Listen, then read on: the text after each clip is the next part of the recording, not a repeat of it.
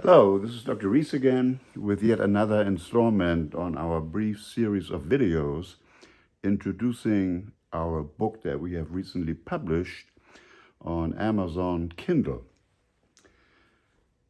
Chapter 3 in our book deals with consciousness. Now, we all know what consciousness is, we experience it every day, but on reflection, we tend to underestimate on occasion the pervasiveness of this idea. Nothing ever happens in your life unless it happens in consciousness. You may have unconscious processes that keep you alive, like your heartbeat, hormonal regulation, diurnal rhythm, sleep-wake cycle that you cannot control at times, but what we call consciousness, the experience of yourself and your life and the world, only takes place in this window that we label as consciousness. Not surprisingly then, theories have been developed as to how consciousness works. In our chapter 3, we wrestle with these ideas and we come to a conclusion that consciousness can be explained in a series of evolutionary events, not invoking any special source or ingredient, nothing panpsychic or mystical, but rather a straightforward evolutionary algorithm which explains the occurrence of consciousness and also why it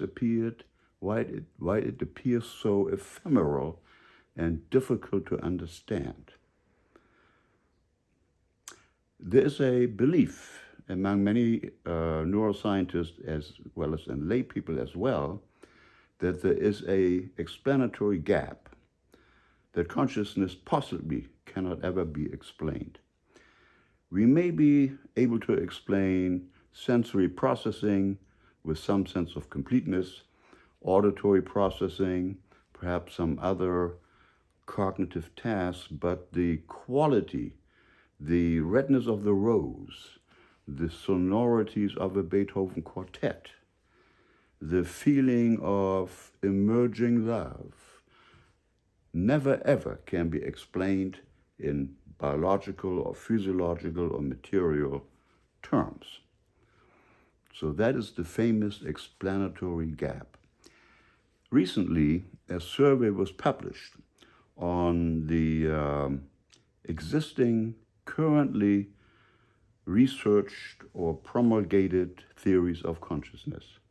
And I was stunned. I knew quite a few of them, but this is like exceeding a number 100 of various theories that are being promulgated. The range is incredible. It goes from very straightforward biological accounts, which I will give you one in a minute or so, and esoteric theories of panpsychism, whereby elementary particles partake in some kind of minimal consciousness, and when you put enough of them together, you wind up with a conscious human brain, and other bizarre kind of statements to kind of explain this explanatory gap and arrive at a theory of consciousness. Now, if you have a phenomenon to explain and you have plus 100 plus theories, you are essentially in an epistemic swampland. It means that the definitions might be unclear, the thinking is basically unsound, and competing and motivated forms of reasoning may play a role in yielding this proliferation of theories and ideas.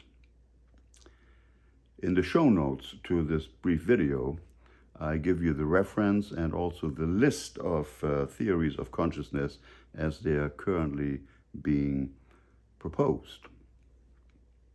Let me give you, as we do in chapter 3 in our book, a clear, very short, evolutionary algorithm of consciousness. Step 1. It is important for a cell or an organism to be able to sense data from the world. So let's say you develop an area on the cell surface which is sensitive to light. So sensory input certainly is an important evolutionary advance in allowing you to deal with the environment, anticipate changes, and plan responses eventually. Now, in addition to just perceiving, you want to also perceive with some precision, and you want to dampen other senses or sensory influences if you want to focus on one specific aspect of, let's say, the visual system or the light that's coming in. So that would require you to enhance the signal. Signal enhancement is step number 2. Identifying a signal and enhancing it to better assess its relevance and salience for yourself. Step number 3. As your brain develops and newer neuronal circuits are being experimented with by evolution, you discover that you need a control system, how to direct your attention. Attention is a very rare commodity. Much of our lives, we live without paying attention. In yet another chapter in our book, we deal with this extensively. But in this context, attention is nothing else as a mechanism to further enhance your detection of signals in the environment and selecting signals that are important for your survival. In order to direct attention, in order for me to stretch out my arms and reach for my coffee cup, I need a model of the action, how to get my hand to the coffee cup.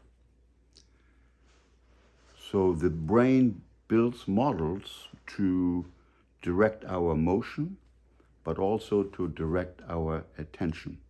This is the important attention schema theory of consciousness that Michael Graziano from Princeton proposed and that we favor as a biologically grounded theory of attention. Now, the model, the attentional model, how to direct attention, is not accessible to you. It's a rough and ready, crude model.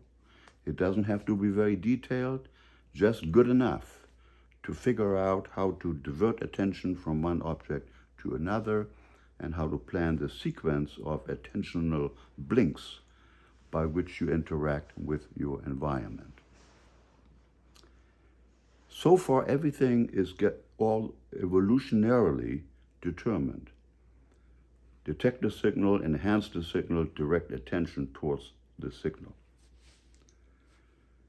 The mystery of consciousness is based on the fact that the model of attention, of directing attention, is inaccessible, and we experience that as a funny, ephemeral feeling of something going on that we can't quite put our finger on.